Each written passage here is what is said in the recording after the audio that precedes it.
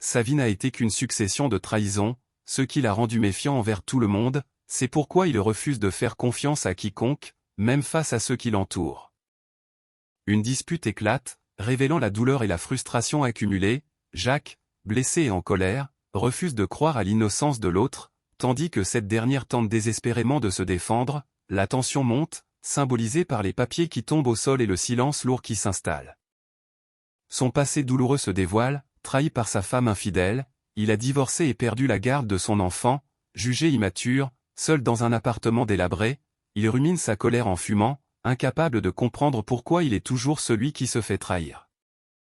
Jacques a tout perdu après avoir quitté son travail, ses journées se succèdent dans une routine vide, où seul un jeu indépendant lui offre une échappatoire à son désespoir. Ces histoires modestes deviennent son refuge face à une réalité insupportable.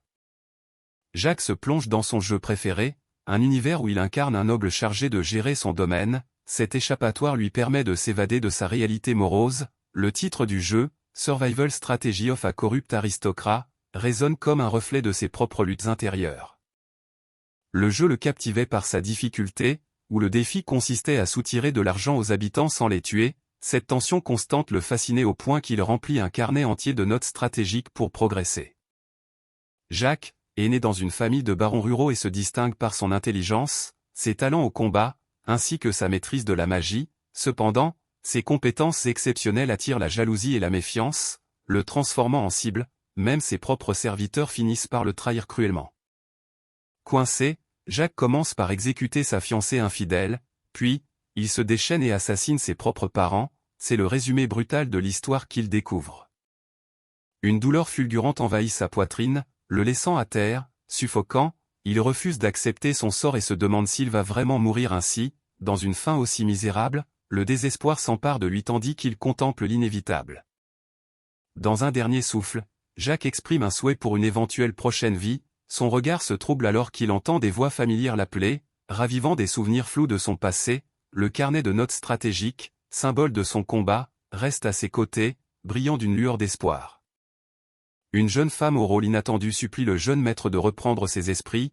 Inquiète pour sa survie, malgré son apparence douce, elle porte le poids d'une responsabilité lourde et redoute la perte imminente de celui qu'elle protège. Un contact chaleureux entre leurs mains apporte un bref réconfort dans ce moment de tension.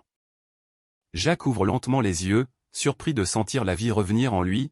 La jeune femme, alarmée, se précipite à son chevet tandis qu'il tente de comprendre ce qui lui arrive. Un mélange d'incrédulité et d'espoir traverse son regard alors qu'il murmure qu'il est encore en vie. Le jeune maître ouvre enfin les yeux, provoquant un soulagement immédiat chez la jeune femme à ses côtés. Il reconnaît alors le visage de la servante Lumi, ce qui ravive un souvenir enfoui. Déterminée, elle s'empresse d'aller informer sa maîtresse de cette bonne nouvelle. Le jeune maître observe attentivement son environnement, remarquant le lit à baldaquin immense et le vase coûteux. Son regard se pose ensuite sur son reflet dans le miroir, où une révélation le frappe soudainement. Il réalise avec stupeur qu'il a déjà vu cet endroit auparavant.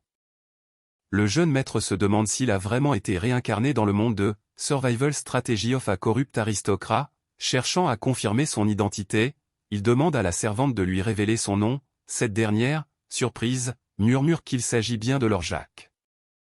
Le jeune maître réalise qu'il a été réincarné en tant que Jacques Girard, le protagoniste de Survival Strategy of a Corrupt Aristocrat. Il se remémore même l'enfance de Jacques, se demandant si ses souvenirs du Japon n'étaient qu'un rêve ou une illusion. Cette prise de conscience bouleverse son identité et son passé. Le jeune maître prend conscience que Survival Strategy of a Corrupt Aristocrat est un jeu cruel où la moindre erreur peut entraîner une catastrophe. Il réalise que les invasions étrangères, les rébellions paysannes, les épidémies et surtout la vengeance du héros pèsent lourdement sur Jacques. S'il commet une faute, les conséquences seront dramatiques. Le jeune maître est soudainement submergé par une vision terrifiante où il se voit mourir. Cette image le pousse à se réveiller en sursaut. Encore affaibli, il se rappelle douloureusement qu'après avoir à peine survécu à sa vie passée misérable, il doit tout faire pour éviter une fin tragique dans cette nouvelle existence. Jacques se souvient soudainement de l'événement où il a été empoisonné. Il réalise que ses parents sont à l'origine de cette tentative d'assassinat. Connaissant désormais le scénario, il se prépare à affronter cette menace répétée. Déterminé à ne pas subir son destin, le protagoniste décide de frapper le premier. Il se jure d'éliminer ses parents avant qu'ils ne puissent le tuer. Sa volonté de survie est plus forte que jamais, prêt à agir sans hésitation. Jacques reçoit officiellement le titre de seigneur du territoire de Girard, succédant ainsi à ses parents. Ceux-ci sont désormais plongés dans un coma depuis un mois, le laissant seul héritier de ce pouvoir. Une nouvelle responsabilité lourde pèse sur ses épaules. Jacques affirme sa détermination à se consacrer pleinement au bien de son domaine. Il se proclame officiellement chef de la maison Girard, prêt à assumer ce rôle avec conviction. Un nouveau chapitre s'ouvre avec l'arrivée d'Adèle, une guerrière aux oreilles de chat, prête à entrer en scène. Son regard déterminé annonce une nouvelle aventure pleine de défis. Le récit promet de suivre ses exploits avec ses doubles lames. Jacques réfléchit sérieusement à la suite de son rôle de seigneur. Conscient que chaque décision pourrait être une question de vie ou de mort, il étudie attentivement un document intitulé « Stratégie de survie », pesant les risques liés aux trahisons et rébellions potentielles. Dans l'ombre, les marchands et serviteurs impliqués dans le commerce empoisonné restent sur leur garde, prêts à agir au moindre mouvement. Jacques identifie deux personnages qu'il doit surveiller de près, le régisseur Kevin et la servante Lumière. Conscient des trahisons passées, il garde ses distances tout en les maintenant à proximité pour mieux les contrôler. La tension est palpable alors qu'il reste sur ses gardes, prêt à agir au moindre signe de danger. Jacques présente à Kevin un document crucial concernant les revenus fiscaux. Cherchant son avis sur la situation, Kevin, sérieux, découvre que l'administration du territoire de Girard est particulièrement oppressive, prélevant jusqu'à 90% des récoltes des paysans. De plus, les taxes sur les marchands sont calculées sur les ventes totales, sans tenir compte des bénéfices, aggravant encore la pression économique. Les taxes s'accumulent, impôts par tête, loyers fonciers, taxes sur la mort, taxes sur le mariage, et même des péages routiers. Kevin s'exclame que les parents de Jacques doivent être fous pour accepter une telle situation.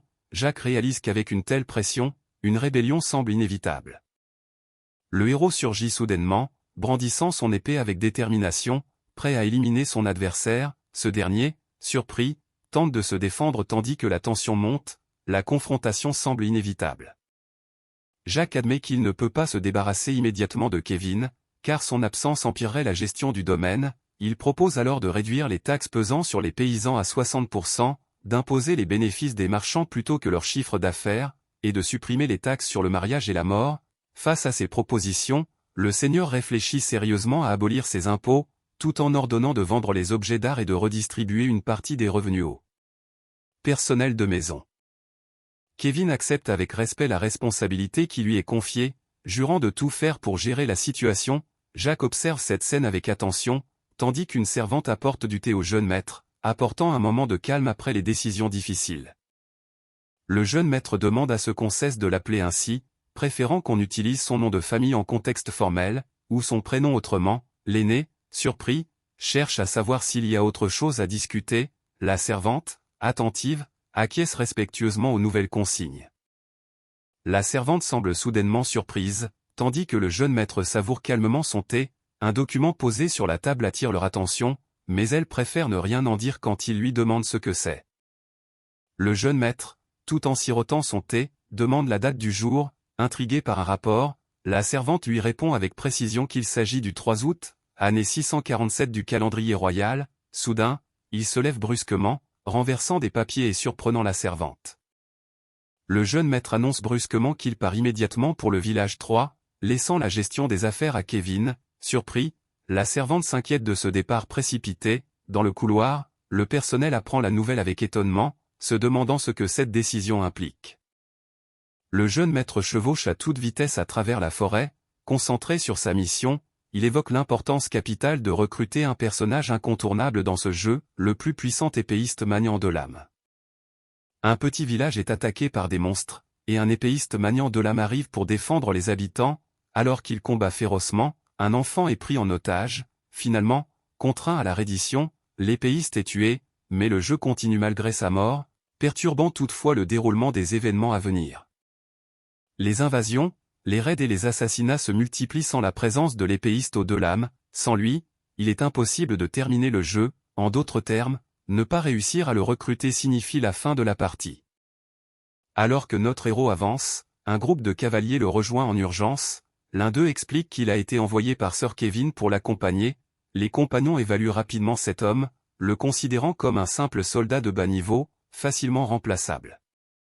Le groupe apprend qu'une nouvelle attaque est imminente, basée sur un rapport signalant la présence de lézards humanoïdes. Jacques comprend que les ennemis préparent toujours un plan détaillé avant d'agir, ce qui confirme que la situation est critique. Malgré tout, l'enthousiasme de ses compagnons contraste avec son propre doute sur le niveau d'entraînement des soldats.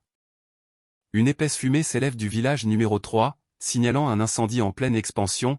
Jacques, alerté par ses compagnons, scrute la scène avec inquiétude. Pendant ce temps, les lézards humanoïdes attaquent férocement, semant le chaos dans le village.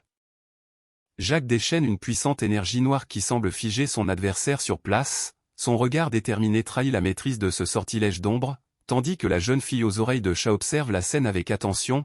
L'atmosphère devient électrique, annonçant un tournant décisif dans le combat. La jeune fille aux oreilles de chat réalise que ses liens se sont défaits, lui rendant une liberté soudaine. L'ennemi, surpris par la magie noire, s'interroge avec effroi sur l'identité de celui qui l'a attaqué. Sans perdre de temps, elle saisit ses armes et se lance à toute vitesse dans la bataille, déterminée à riposter.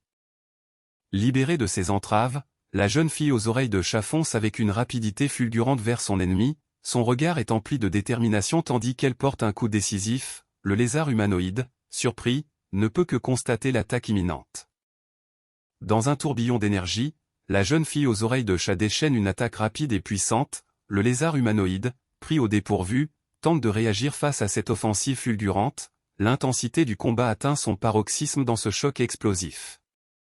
L'attaque de la jeune fille aux oreilles de chat percute violemment le lézard humanoïde, le projetant en arrière sous la force du coup. Son regard déterminé ne faiblit pas, tandis qu'elle prépare déjà son prochain mouvement. De son côté, un observateur semble impressionné par la puissance déployée dans ce combat. Jacques demande à l'enfant de lui montrer sa blessure, prêt à utiliser une potion de soins de grade 5 pour soigner les blessures légères. L'enfant boit la potion, tandis que le héros réfléchit à l'intérêt de gagner en affection auprès d'Adèle en étant gentil avec lui. De son côté, la jeune fille aux oreilles de chat, malgré sa douleur, remercie chaleureusement celui qui l'a sauvée.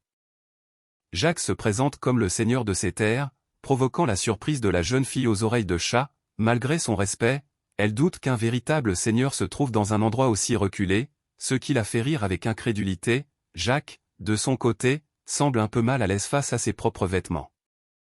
Les hommes courent vers Jacques en l'appelant « Seigneur Girard », tandis que la jeune fille aux oreilles de chat, surprise, confirme qu'il s'agit bien du baron Girard. Jacques, un peu amusé, demande alors son nom à celle qui s'excuse d'avoir été impoli envers un noble. Il y répond avec un sourire rassurant, apaisant la tension. Adèle s'excuse timidement en se présentant, tandis que Jacques la complimente pour son combat impressionnant. Ces hommes, admiratifs, soulignent non seulement ses exploits, mais aussi sa beauté, ce qui déstabilise soudain l'un d'eux. Jacques réprimande alors Ludwig pour son imprudence, rappelant que parler de l'apparence d'Adèle est strictement interdit. Adèle parvient enfin à terrasser un disciple plus expérimenté, provoquant la surprise générale. Malgré sa victoire, un ordre retentit pour mettre fin au combat. La jeune fille, encore essoufflée, tient fermement son sabre, fière de sa performance. Le maître reconnaît officiellement la maîtrise complète de l'épée des hommes-bêtes, récompensant ainsi les efforts acharnés de son élève. Étonnée, la jeune fille exprime sa gratitude avec humilité. Elle réalise cependant qu'elle doit encore devenir plus forte pour surpasser pleinement son maître. Alors que les hommes-bêtes s'apprêtent à sortir, le chef ordonne à Adèle de rester pour nettoyer le dojo. Surprise et méfiante, elle ne cache pas son incompréhension face à cet ordre. Soudain, le chef, sans prévenir, la frappe violemment, révélant une hostilité inattendue. Le chef, d'un ton sévère, rappelle à Adèle qu'elle devrait être reconnaissante d'être autorisée à entrer dans ce dojo sacré. Il la menace clairement d'expulsion si elle ose le défier. Malgré la douleur, elle tente de se relever, consciente que cette nuit lui réserve encore de lourdes épreuves. Adèle réalise que les hommes bêtes, encore ivres, parlent d'elle en évoquant un moment attendu depuis longtemps. Leur chef, avec un sourire énigmatique, lui fait une remarque troublante sur sa transformation. L'atmosphère devient lourde, laissant présager un tournant décisif. Surprise, Adèle écoute attentivement l'homme qui lui confie une mission inattendue, devenir à la fois son instructrice et sa garde du corps. Cette proposition marque un tournant dans son destin, mêlant responsabilité et confiance. Jacques accepte l'inévitable, une vie de combat l'attend. Adèle, surprise, réalise qu'on lui demande de devenir l'instructrice de leur Jacques. Déterminé, il décide de s'entraîner lui-même pour augmenter ses chances de survie. Adèle interroge le protagoniste sur sa motivation à apprendre l'art de l'épée. D'un poing serré, il avoue sa haine d'être incapable de protéger les siens et son désir de devenir assez fort pour terrasser les monstres. Touché, Elle comprend enfin l'intensité de sa détermination, même si lui-même avoue agir surtout par peur de mourir. Jacques avoue qu'il a eu un coup de foudre pour Adèle et souhaite devenir quelqu'un comme elle. Surprise et déstabilisée, elle ne peut s'empêcher de réagir avec un mélange de choc et d'embarras. Malgré tout, il promet de supporter l'entraînement le plus dur et de bien la rémunérer, en lui demandant officiellement de devenir son instructrice. Adèle fixe intensément la bague que porte le protagoniste, ce qui le déstabilise. Intrigué, il se demande ce qui attire autant son attention. Finalement, elle avoue timidement qu'elle accepterait peut-être quelque chose venant de lui, laissant entrevoir un sentiment naissant. Jacques explique que la bague en mithril, bien que modeste, offre une légère résistance magique. Il comprend qu'Adèle la désire plus que ses puissantes armées. Avec un sourire, propose de lui offrir ce précieux souvenir de ses origines, même s'il avoue que c'est un mensonge. Surpris, Adèle réalise à quel point cet objet a de la valeur à ses yeux. Un homme furieux réprimande violemment, accusant d'avoir laissé un étranger accéder au trésor familial. Sa colère révèle l'importance des richesses transmises de génération en génération, et son incompréhension face à la confiance accordée à une inconnue. Pendant ce temps, 2 témoins assistent à la scène, visiblement surpris. Jacques annonce qu'Adèle sera aussi son instructrice d'épée, ce qui surprend vivement un homme présent. Ce dernier s'étonne de la décision, demandant s'il compte vraiment apprendre à manier l'épée. Avec calme, notre héros explique qu'il souhaite simplement pouvoir se défendre, avouant que peu de personnes dans le manoir méritent sa confiance. Adèle affirme avec détermination qu'elle protégera le protagoniste et prendra en charge son entraînement à l'épée. Elle se montre prête à affronter ses ennemis comme s'ils étaient les siens. Leur alliance semble désormais scellée, sous le regard surpris d'un homme du manoir. Un homme du manoir observe avec méfiance, conscient que le protagoniste n'est pas du genre à trahir ouvertement quelqu'un comme Adèle. Un autre personnage reconnaît la force de Kevin, mais souligne que celle d'Adèle est d'un tout autre niveau. Jacques annonce qu'Adèle va désormais vivre au manoir, ordonnant à Lumière de préparer une chambre à côté de la sienne. La jeune femme accepte silencieusement, tandis qu'un homme tente de s'opposer à cette décision. Visiblement inquiet, Jacques reste impassible face à cette intervention. Soudain, une silhouette surgit avec une puissance impressionnante, projetant un homme en arrière. La surprise est totale, et l'atmosphère devient immédiatement tendue. Jacques se prépare à réagir face à cette attaque inattendue. Jacques interpelle fermement l'homme, lui demandant s'il ose défier son seigneur. L'homme, visiblement acculé, s'incline et obéit sans discuter. Le héros ordonne alors de verrouiller les portes derrière eux avant de partir avec Adèle, laissant l'homme sous tension et en sueur. Quelques jours se sont écoulés depuis l'arrivée d'Adèle au manoir. La jeune femme s'étire avec énergie, semblant s'adapter peu à peu à son nouvel environnement. Depuis cet épisode, le calme semble être revenu, sans incident majeur. Adèle profite de cette accalmie pour se détendre et reprendre des forces dans sa nouvelle demeure. Pourtant, une légère incertitude plane encore, comme un murmure discret dans cette paix apparente. Jacques reste méfiant envers les serviteurs, convaincu qu'ils le trahiront lorsque le moment crucial arrivera. Une pétition venant du village 3, récemment attaqué par les hommes lézards, lui est remise. Depuis l'incident au trésor, ses relations avec Sir Kevin se sont encore plus tendues. Jacques reste méfiant, convaincu que ceux qu'il connaît finiront par le trahir, et compte les utiliser à leur maximum. Il examine une pétition du village 3, qui remercie d'abord pour l'aide apportée, puis détaille les lourdes pertes causées par l'attaque des monstres, et enfin demande une exemption fiscale. Face à cette situation, il garde son calme, prêt à agir selon ses plans. Jacques pèse le pour et le contre de la demande d'exemption fiscale. Accorder un allègement temporaire calmerait la situation, mais risquerait d'affaiblir son autorité à long terme. Ignorer la pétition pourrait provoquer une rébellion rapide, car les villageois se sentiraient abandonnés. Il reste donc prudent, conscient que trop de clémence pourrait le faire perdre le contrôle.